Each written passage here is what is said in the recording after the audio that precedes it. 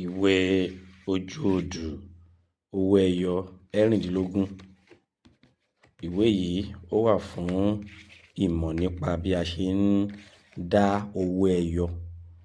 Ẹ̀kúnrẹ́rẹ́ ni ìwé yìí ṣàlàyé fún wa. Ó ti wà nílẹ̀, ẹni tó bá fẹ́ rà, ẹ máa rí líńkì tó wà ní ìsàlẹ̀ fídíò tẹ́ ń wò yìí láti lè fi lọ sí orí store wa láti lè place order láti bẹ̀.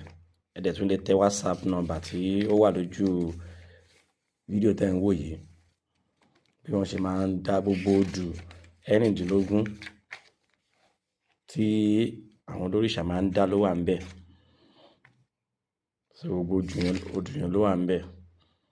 Tẹ́ bá fẹ́, orí ìkànnì náà là ń pè ní Get a Better Life TV. So ẹ lè rà látọ̀dọ̀ wa.